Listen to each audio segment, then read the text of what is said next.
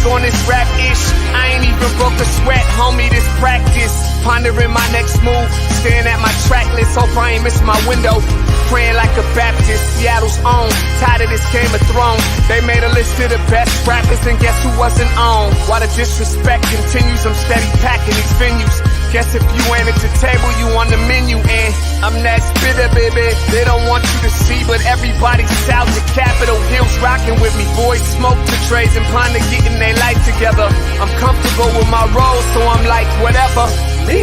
I ain't got a job, but I work hard. And you don't work hard, but you got a job. The irony is I'm judged while you feel the applause. I'm slept on, that's why I had to set this alarm. My dudes is armed, I'm armed with this arm charm. Body banging like she got that cream from Barry Bonds. Yeah. I did it for the city, I did it for the love, I did it for the people, I did it for us. That trade season is here, a real hitter with a mic, I'm everything that they fear. With that hood ain't the same, I was all on their ass, I'm level-headed. So yo, my dudes love when I spaz, and I'm so over Seattle's passive-aggressive attitude. They don't call you back, what they really saying is F you. While I'm from the same place, I move at a different pace.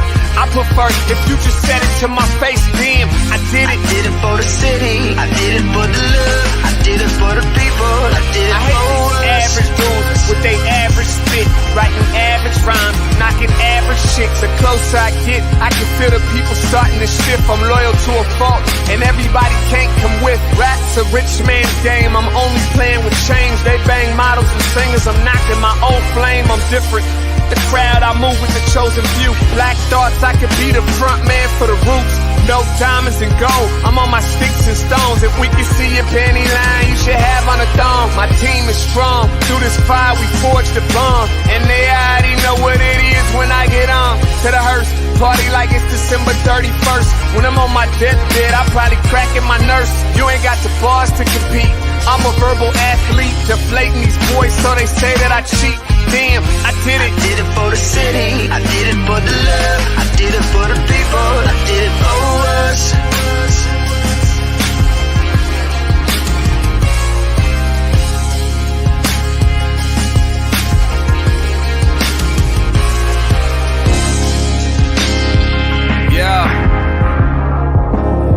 I should probably start by apologizing for the long wait, man. You know, I know I be tripping, but I'm not just a rapper, I'm an artist. And, you know, my creative process is a little bit different than most. Nonetheless, I want to welcome everybody out to the Dre's Experience. I got TCF in the building, my whole camp's here with me. I got the band in here laying this cool-ass vibe. And I'm Seattle's own. Let's get into it.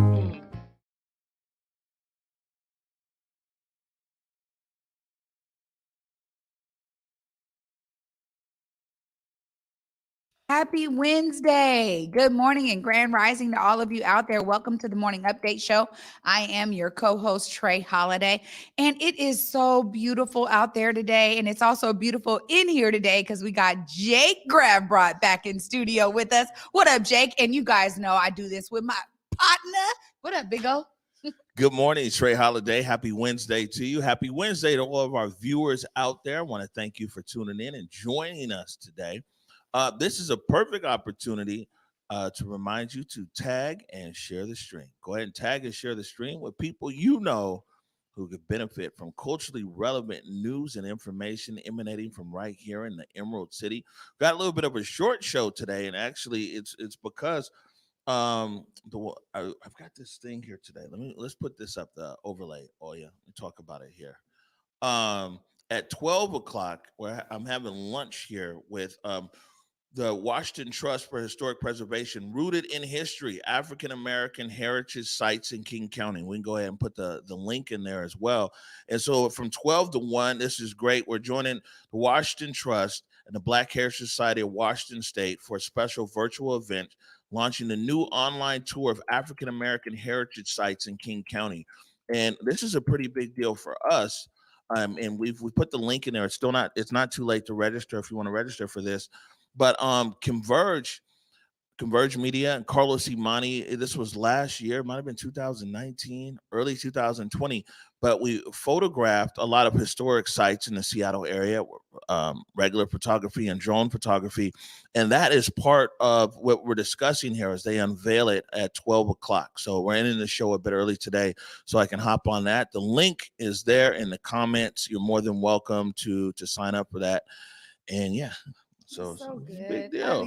I mean, literally it is. And I think so much of our audience and folks that are going to be logging on and linking up with that will really appreciate so much of the history that these sites carry. And, you know, SJT comes with so much, a wealth of knowledge. So looking forward to that. Oh, yeah, I'm definitely going to be joined by Stephanie Johnson-Tolliver of the Black Heritage Society of Washington State, as well as Carlos Imani. And so, yeah, join us there at 12 o'clock. So we're going to jump right. Oh, and another thing here before we jump into headlines is today we're celebrating the 3-year birthday of Rainier Avenue Radio.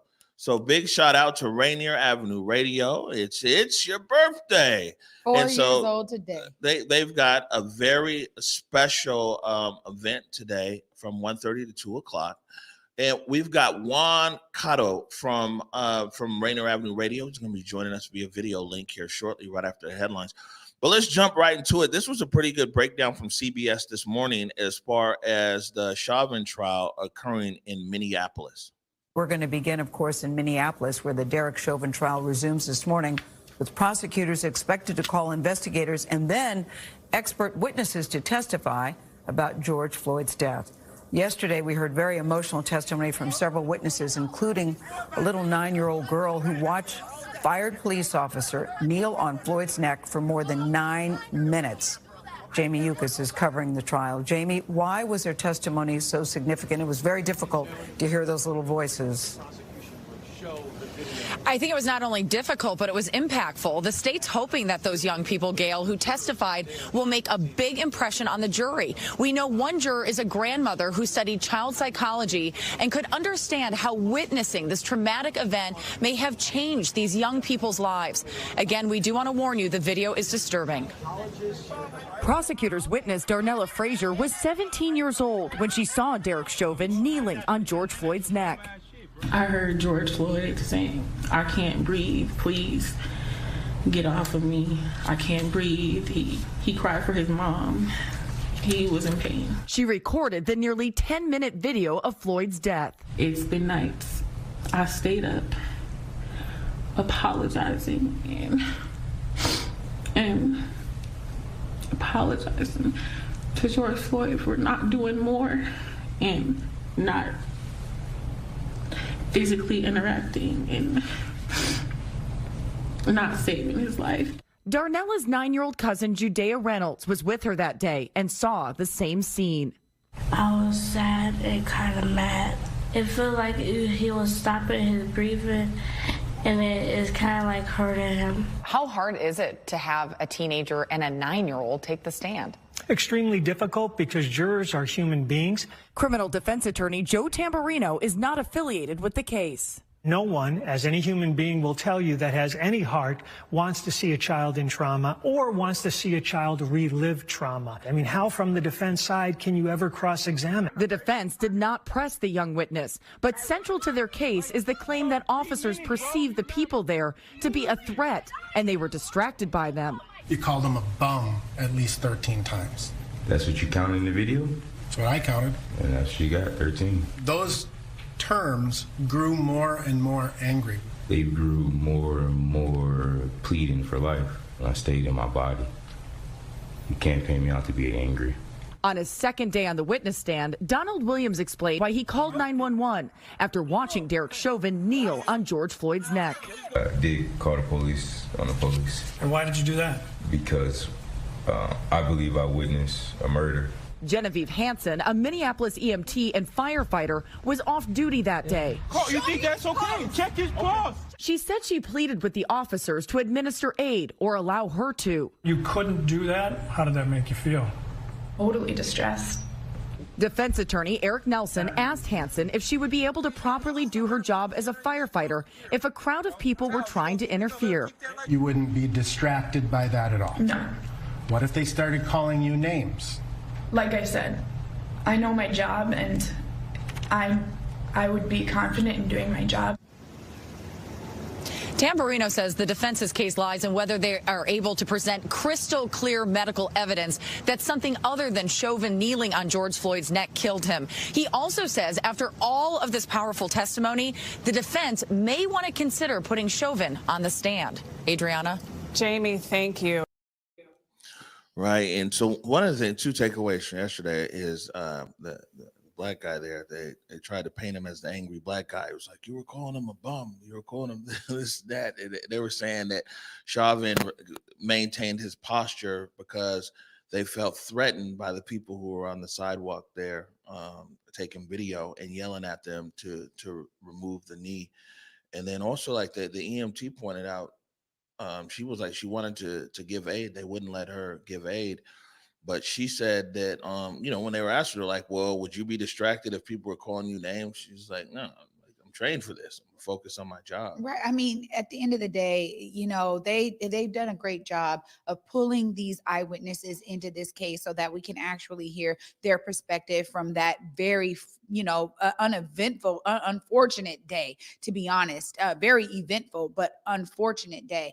And when I hear them going for that angry black man and talking about calling him a bum 13 times has nothing to do with how they should be on their job doing what is right. And when I also hear the testimony from those that say they were able to hear George Floyd saying he could not breathe, calling for his mother, that means the officer right there with the knee on the neck could also hear that if people feet away could hear it. So my thing is that why wasn't that a part of, him being able to redirect and, make sure that he just got under the handcuffs, they get him in the car. Why did he stand there with the knee on the neck for so long? I think that's one of the things, if they do end up putting Chauvin on the stand, I mean, they really got to come for, why did you continue when you hear this, when you're hearing the witnesses say, please stop this, when you're being accosted in a way that says, look,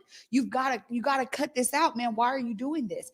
Ultimately, that's the thing I really want him to be able to speak towards, man. This is right. Well, what the defense attorney is trying to do is trying to put doubt about everybody because that's what they have. If there's any doubt, then it very well might lead to a mistrial or to a not guilty. And so, here's the angry black man. Here's the hysterical EMT. Here's the, they left the kids alone.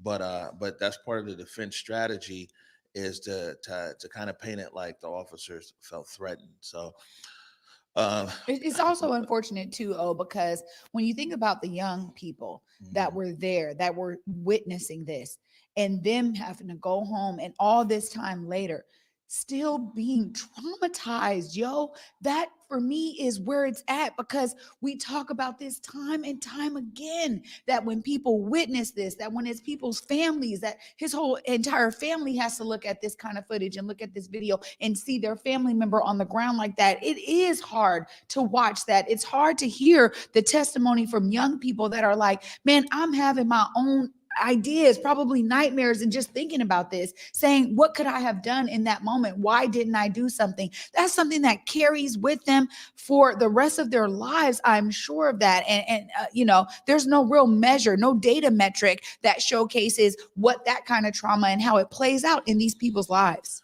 Yeah, unfortunately, in my life, I've seen quite a few people get killed, and it stays with you, and well, like I said, we'll see what happens here, but that's the defense attorney's route. The EMT was back on the stand earlier this morning, and so we'll continue to update everybody. Got another clip here. This comes over from Malcontent News from David Obelts and Malcontent. So the story up there is Snohomish County at one of the schools up there. They're saying that there's been death threats against Black students up there in Snohomish County, and there'd been no action taken. And so David Obelts and Malcontent News, they sat down with Dr. Janice Green from the Snohomish County NAACP and talked about what's going on up there.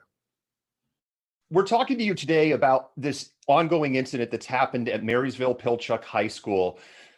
Could you give us a little bit of background on that story? In December, there was a student in the leadership forum class that they started discussing killing Black people. And they had names of people that they planned on killing. And then they said, well, we're going to kill these ones. Yes, these ones. Yes. Well, not this one. It was a Zoom meeting. The teacher, I believe, wasn't in there that came back. And actually, it was reported. The situation wasn't rectified after that. The situation continued to escalate, and there's now a number of people involved, and with what we understand, additional threats. A couple of months later, there's a young man with a hand on the gun saying, killing minorities soon. And one of the students actually took that Snapchat, took a screenshot of the Snapchat, said that she was afraid and wanted it taken care of. It was not taken care of. They're saying that it wasn't that child's fault, that he didn't do that another person who's 20 years old took that photo on his account. And then it comes out later that that person with the hand on the gun that said killing minorities soon is a 20-year-old son of a police officer. So it gets deeper and deeper as we move through. Just to clarify, when you say it's not a 20-year-old police officer, but a relative of a City of Marysville police officer? That's what they say. They say it's a relative of a City of Marysville police officer. And the reason that they're not investigating in Marysville is that there would be a conflict of interest. So they turned it over to the sheriff's office. Dr. Green, it seems in this day and age where a 20-year-old would have grown up going through active school shooter drills, would understand the significance of a Snapchat holding a gun saying, going to kill minorities soon. Here you have our kids getting ready to go back to school.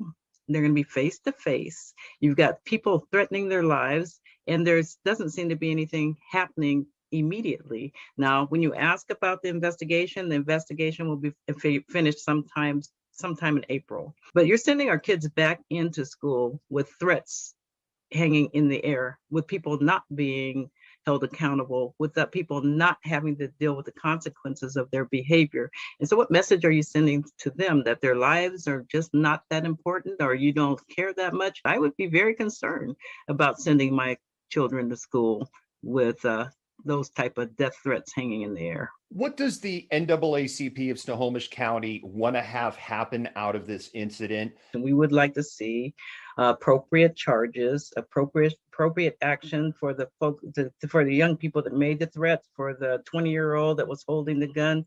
We want to have that happen. We also want to hold the school district accountable. All right, so Snohomish County right there, and this is something that's been brewing up there actually for months. Big thank you to David Obelts and Malcontent News for sending that over. I mean, this is, my gosh. Oh, we be talking about this kind of stuff all the time. And then we get an example like this that just showcases when we're talking about the fact that Black communities have had a continual threat to their lives. It has not stopped. When we're talking about hatred towards particular people, Black people in this country have suffered that at exponential rates. And here we are, we have an opportunity to be preventive, to make sure that this action does not occur, and they weren't doing anything about it. When students are coming out and talking about the fear for their lives, especially in 2021, where we have so many examples of school shootings, mass school shootings for a wide variety, majority of reasons. This right here really hits home for me as I think about my son going back into school in a decolonized educational space, with majority Black and brown students, majority Black and brown staff. To hear something like this and the fact that it was slow-footed to try to figure out what's going on, this is, again, man, this is why the news sometimes gets hard, because that's heavy. That's weighing heavy on me today when I think about how I was excited for my son to get back into school at least 2 days a week, so that some sense of normalcy, what he's known, because online has been hitting our students so hard. And, they long for the social interaction, to meet new students. He was, ninth grader, so he's changing schools and wanting to, find out who he's in classrooms with. And here we are, even if it is in Snohomish County. Again, the ideals of racism permeate deep. And when it comes from one generation down to the next, it's unfortunate, because there should be charges against this person, literally, to prevent this. And I really am thinking to myself, as that story was playing, oh, what do we have to do? Do we actually have to wait for the shooting to occur before, he can really be apprehended? That's what I was sitting there thinking. Yeah, well, a few things. One, you said that we were waiting for things to get back to normal and people going back to school, but unfortunately, gun violence in schools has become normal in our country. And the second thing is like I think this also kind of shows as well that for not only we talk about our city but also our region, where we espouse an ideology that perhaps we aspire to, but it's not the real actual truth here on the ground. We say that this is such an open and inclusive and liberal and loving and all these kind of words that we use, but the data just doesn't match up. And we see continuously, whether it's here in the municipality of Seattle, where hate crimes are on the rise, or in Martin Luther King County, where hate crimes are on the rise. I don't have the numbers out of Snohomish County, but this is where this story is coming from. And sooner or later, we have to have an honest conversation out here about who we really are. And maybe we need to stop espousing that we're so kumbaya and everything. And once we do that, we can actually address these deep-seated issues that are key drivers for this hate that we see in our region. Absolutely. And I think you make such a valid point, because it is not what some may think, like, oh, this is, happening majority in, these outskirts of town. No, it's happening in the inner cities. It's happening in the suburbs. It doesn't matter. And that's all the way out there. Like you said, Snohomish County, Marysville area, that we know that's actually, again, a predominantly white area. That is something that permeates every district really within Washington state. And unfortunately, this is something that I feel like they have a duty to make an example out of somebody who thinks it's okay to even purport that kind of violence is going to take shape in any school system, in any environment. They really do have an opportunity right now to showcase that this will not be tolerated here. All right. Well, we're going to stay on top of this. I know that David Obelts and the team over there at Malcontent, they're really invested in this story. And so we're going to stay on top of this in communication with them and see what happens there. Before we go to break, we've been on top of this Amazon Fresh that's opening there on 23rd, and seeing, when they talked about they're going to have jobs, they're going to have this and that and everything else. So we've been on them, and they sent out a media alert today here saying that tomorrow they're having a virtual recruiting event from 9 to 5. This is for the Amazon Fresh on 23rd in Jackson. And so the store is there, the store is opening, and now it's really up to us whether our people are going to go and actually pick up some of these jobs that are there or not. There's a link that all you put in there, but basically it's something on Indeed. You can go to Indeed. The jobs, when I looked at them, it looks like all the jobs are $17 an hour, but they're on 23rd and Jackson. I thought it was important to mention because I'm like, well, the store is there. Now, who's actually, and that was one of the big things they talked about, was like, oh, we're bringing so many jobs to communities. So now who's actually going to get the jobs? And so we want to put that information out to our community, and that link is there. I think I'll be honest with you. I don't have a ton of faith unless there's a real direct action to say that we are ensuring that we are hiring and employing people that either have historically been here, that have been displaced from here, that are aiming to move back, that our people will primarily be getting those jobs. What we saw with PCC on 23rd and Union and what they purported to do and what they wanted to do with community, we unfortunately unfortunately didn't really see that manifest. And so again, I think that when we talk about, trust being eroded from, community and the corporate sector, that is something that has been decades and decades in the making. And, they really do have an opportunity here to be direct. I'm glad that Converge has the media release and that we can stay on them. But again, I think that, it really is up to Amazon to say, we are going to be very specific about how we're going to employ people in this location and how we're going to try to find a way to build relationship with community here, and not just be servicing the transplants that may work in our location in South Lake Union, or the ones that live in the area, or the ones that can afford to even live in the building. So there's a lot that I could say about this, but those are just some of my thoughts off the top. I think that, since this line of communication is open here with Amazon around this Amazon Fresh on 23rd, these are issues that I'm going to follow up with them, and so you've put the link there, Oya? Okay, so the link is in the comments. So if you know anybody that's looking for a job in the Central District, it looks like starting pay $17 an hour. I believe there's benefits there and everything else.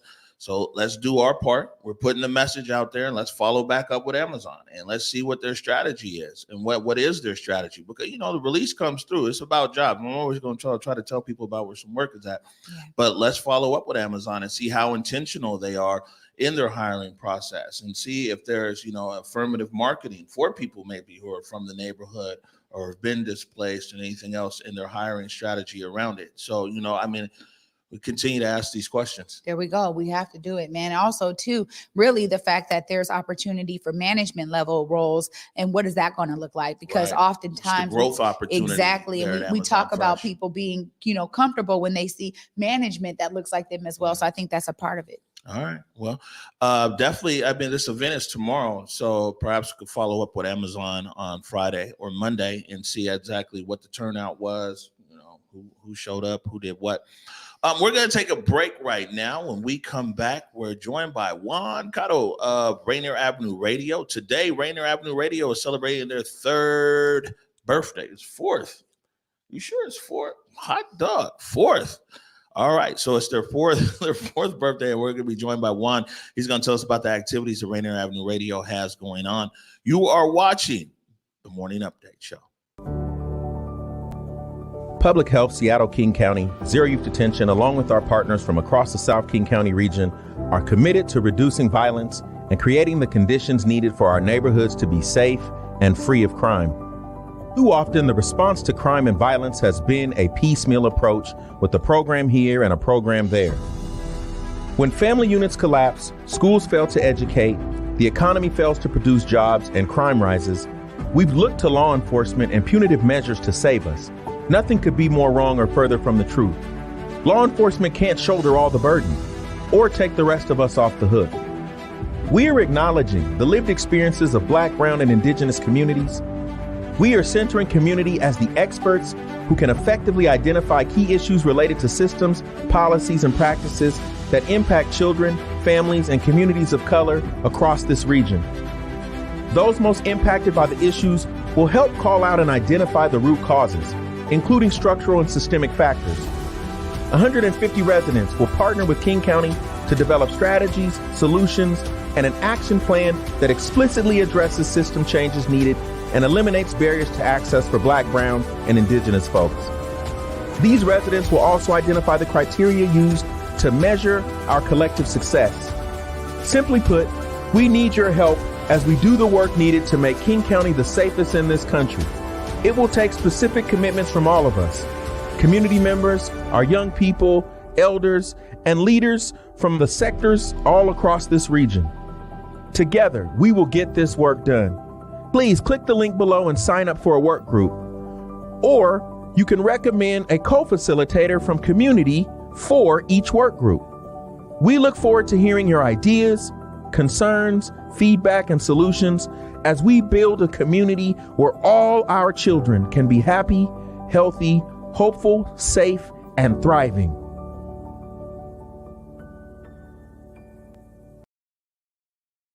The story of Converge Media did not start at the Seattle protests or at the onset of the COVID-19 pandemic, nor 4 years ago when we very first opened our doors.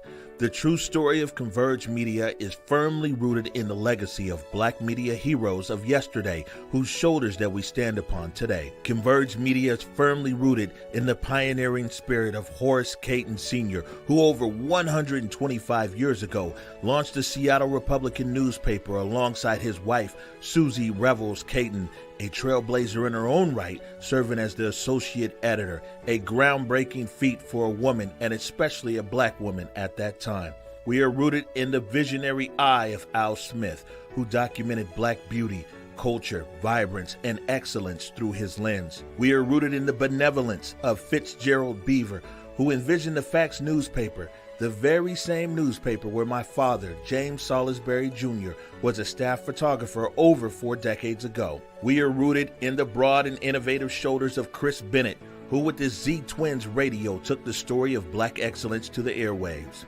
We are rooted in the fearlessness of Roberta Bird Barr, who 56 years ago broke ground and shattered stereotypes as she hosted the TV show Face to Face that tackled issues of race and equity head on. We are rooted in the rhythms of Gordon Curvey, whose music Inner City brought our culture and vibes to TV screens across the Emerald City. Converge Media is also inspired by our contemporary icons. We are inspired by the commitment to storytelling from Tony B and Rainier Avenue Radio, and inspired by the passion and dedication of Marcus Harrison Green of the South Seattle Emerald.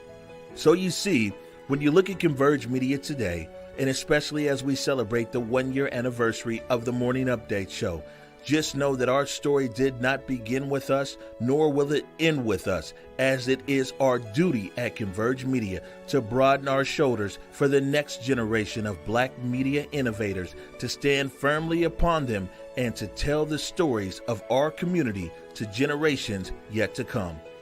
Share the stream.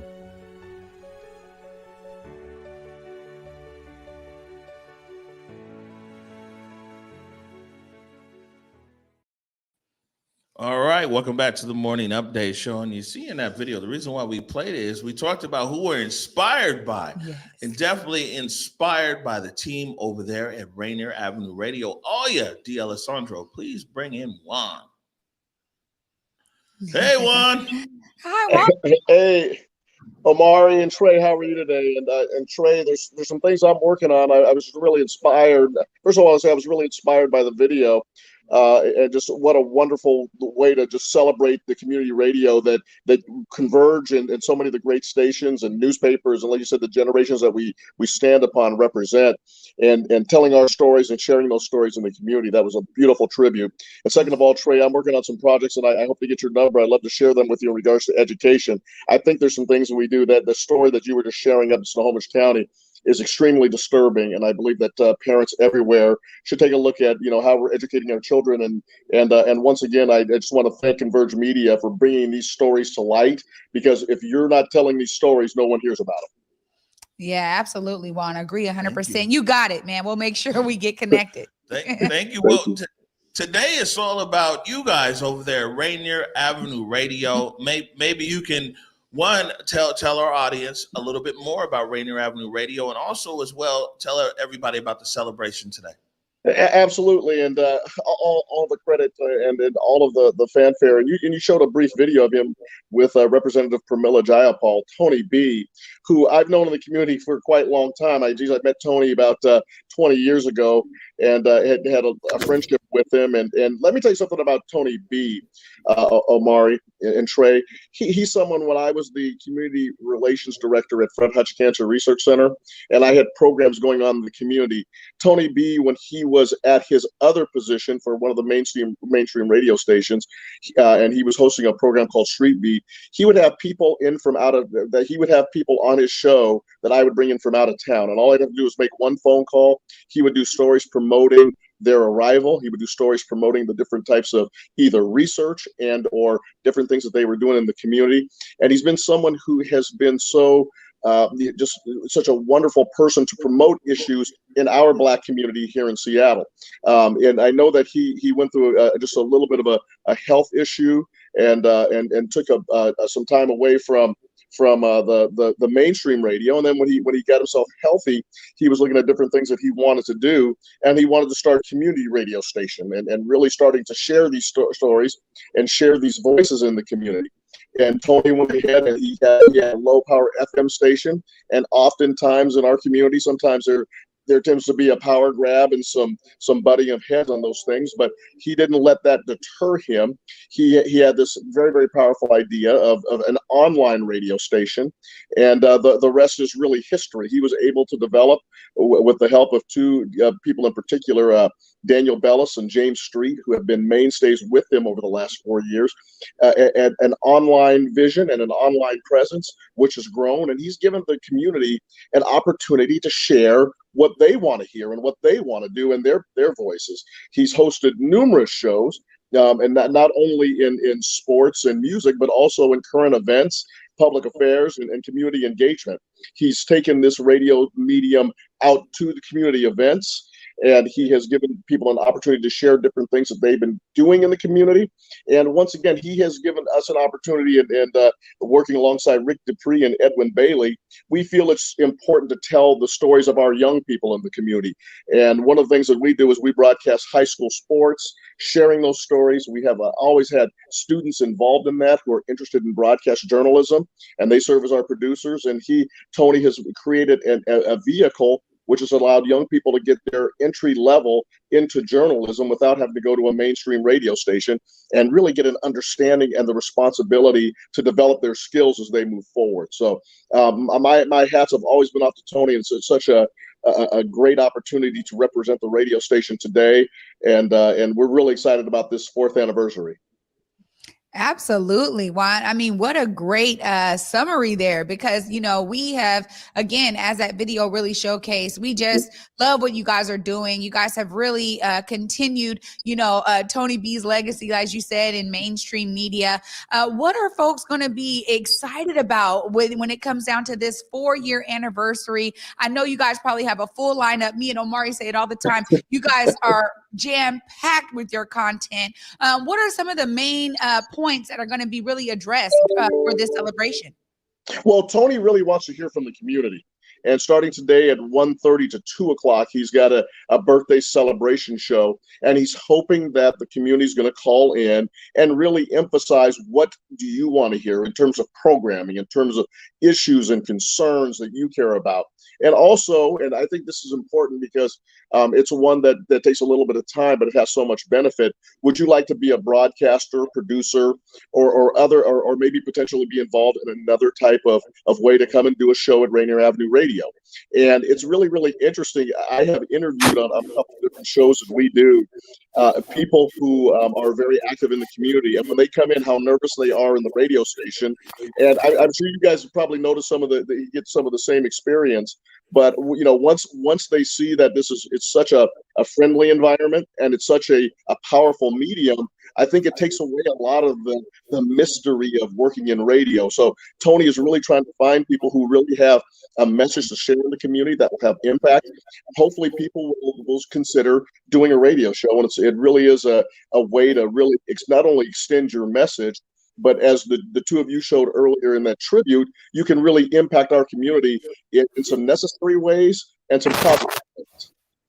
Right. Well, I tell people all the time, and when Tony B joins us over here, Tony B is definitely the dean of the class, and I don't think anybody interviews more people than Tony B. The community should is able to see the work ethic of Rainier Avenue Radio if you just look at Black History Month. Yeah. And we checked in with Tony B every Monday during Black History Month because of the extensive programming, the intentional extensive programming that Rainier Avenue Radio had during Black History Month. And I'll just say this is man, we're really proud of Rainier Avenue Radio. We want to continue to uplift and uphold Rainier Avenue Radio. We encourage our viewers right now to go and support Rainier Avenue Radio and be a part of that. And me and you are going to have to hook up many moons ago. I used to be a broadcaster for the Black College Sports Report. So I was down south covering Black college basketball and football. Oh, I love it. So I have to hang out. Omari, I just want to say one thing too, and you touched on it. You both did. Just as far as the journalism and the integrity of the journalism, Tony Benton is a fantastic reporter, first and foremost, and he has not only in his prior days when he was working for Clear Channel Broadcasting, you listen to that show and you're just impressed with him as a broadcaster, but his the quality of the questions, the depth of the questions, his research, his topics, and the way he presents it. And I have to throw Rick Dupree, who also was on mainstream radio for a while. But the two of them, but Tony in particular, he's an outstanding broadcaster, and it's just so much fun to work with him. And I've learned so much from him just by the way he goes about doing his job and the way that he certainly, in my mind, is the best interviewer in the city. Yeah, definitely. And you know, the thing is, good people attract good people, and that's why Rainier Avenue Radio continues to grow and blossom. We gotta let you go on and enjoy it. Can we put up that overlay one more time here, real quick? Thank you. Today, Rainier Avenue Radio, and what they want you to do is tell us what you want, and there it is, right there, starting at 1:30. Check this out. We want to support Rainier Avenue Radio. And Juan, please pass our birthday wishes in regards to the team over there, okay? Most definitely will. Thank Omari and Trey. Thank you so much for having me on the show. And congratulations to you on the anniversary of the morning show and the impact that you guys have had on this community. Thank you so much, Juan. Thank you, Juan. Talk to you soon. Bye. And Trey, together. Okay. Man, there we go, man. Rainier Avenue Radio. Tony B, the dean of the class. We say it every time because it really is. That's what it's about. And Juan just talked about it right there. And again, giving reverence to, Tony B. I love hearing that. Oftentimes we don't see, hey, we do it here. Black men to black men. I love seeing that because it really showcases the connectivity of our community, man. Yeah, and people should realize, it's we blacks, the black media here in Seattle, it's like we're all competitors, right? Because we're all vying for eyeballs. We all want everybody to pay attention to us and viewership and everything else. And so there's a competitive nature, but above that competitive nature, there's a brotherhood and a sisterhood that's there. And it's really dope that we're able to always uplift each other. Then, next month is the anniversary for the South Seattle Emerald. There we go. So I'm sure we'll be talking to Marcus about that. We're going to take a short break right now. When we come back, it's all about mocha culture. You're watching the Morning Update Show. I did it for the city. I did it for the love. I did it for the people. I did it for us. Back on this rap ish, I ain't even broke a sweat, homie, this practice. Pondering my next move, staring at my track list, hope I ain't miss my window. Praying like a Baptist, Seattle's own. Tired of this Game of Thrones. They made a list of the best rappers, and guess who wasn't on? While the disrespect continues, I'm steady packing these venues.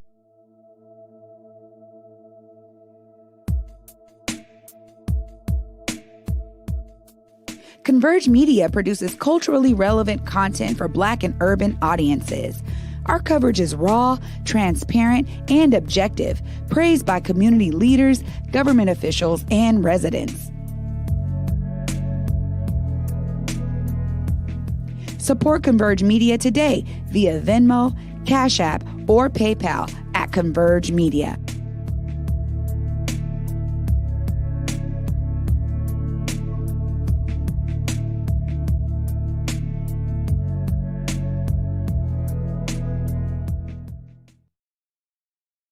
Tune in this Friday at 7 p.m. for Mocha Culture, a docuseries meets concert experience that knits the stories of our local arts community and the legendary voices of color that inspire them. This Friday is Episode 1, Ray Charles, with performances by Eva Walker, Maya Marie, Chris King, and Jimmy James. Hosted by Shayna Shepherd and presented by Converge Media and the South Seattle Emerald. Tune in wherever you're watching The Morning Update. All right. Mocha That culture one got me going. I can't wait, man. That's going to be a nice show. Those guys have some amazing voices. So there we go, man. I'm excited for that. Yeah, and again, this is something that we're real proud of here at Converge. This is it's our production, and actually everything that the audience can't see it, but everything that's here in this studio right now went over there to shoot that. Like that. I mean, I was nervous because these cameras and lights and stuff never leave the studio ever. But I mean, the vision of it of Shayna Shepherd and producer Nikki Barron were like, yo, we're gonna do this, it's gonna be dope, we're gonna see these songs, everything else. I'm like, okay.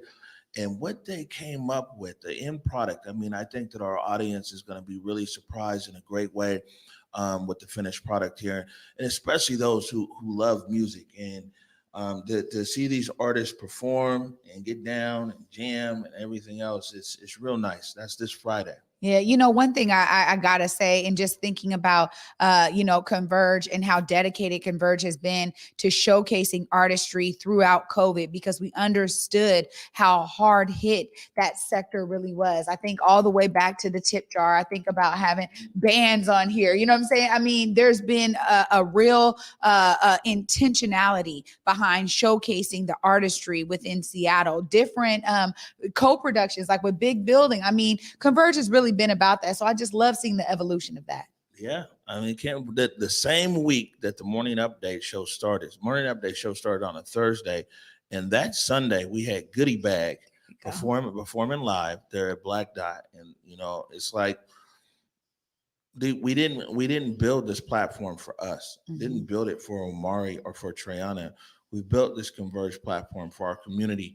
And people in the arts, especially music, do comprise a lot of our community. Either they're artists or our great appreciation of their art. Yeah. And so it's important. That is this Friday at 7:00, wherever you're watching the Morning Update show. Then we want you to tune in, for Mocha Culture. And all you is put the link in there.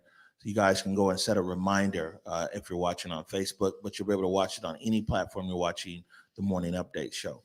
A few notes before we get out of here, but let me defer to you first. Any last words?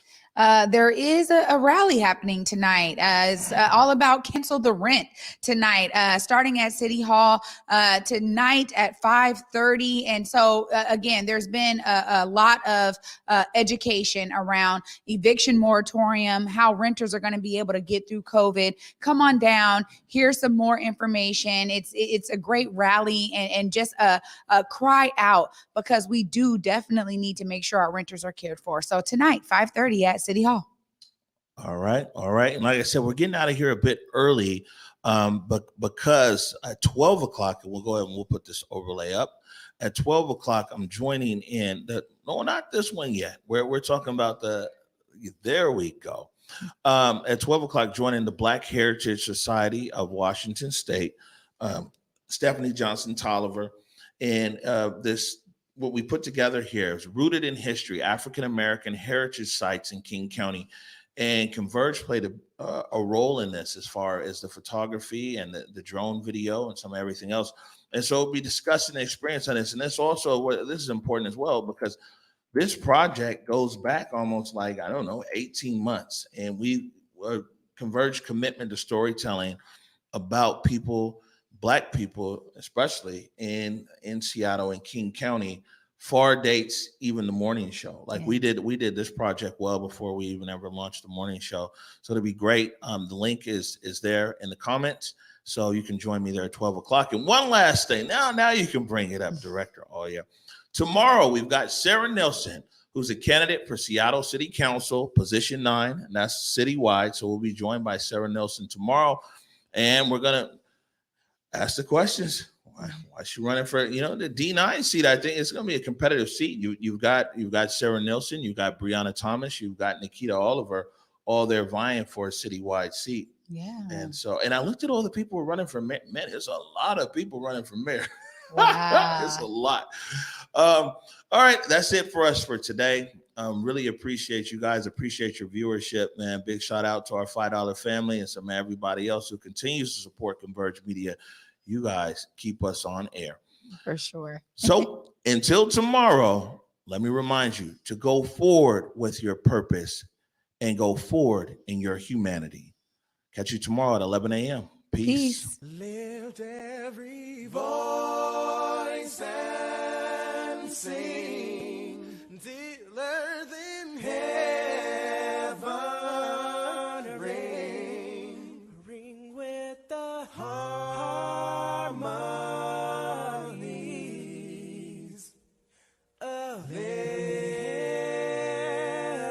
liberty. Let our rejoicing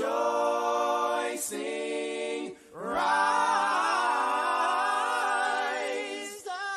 as the listening skies. Let it resound loud as the rolling sea.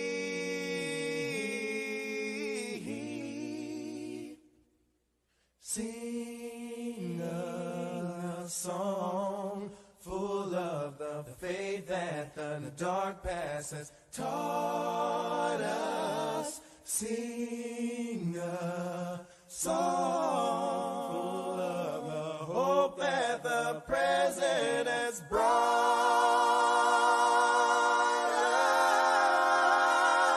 us.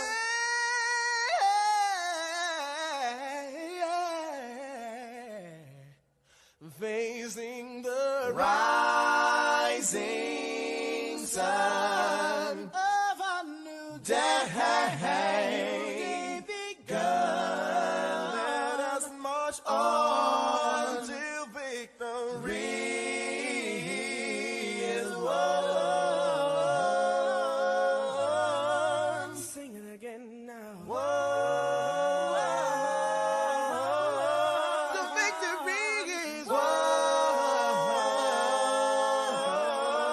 Victory is won.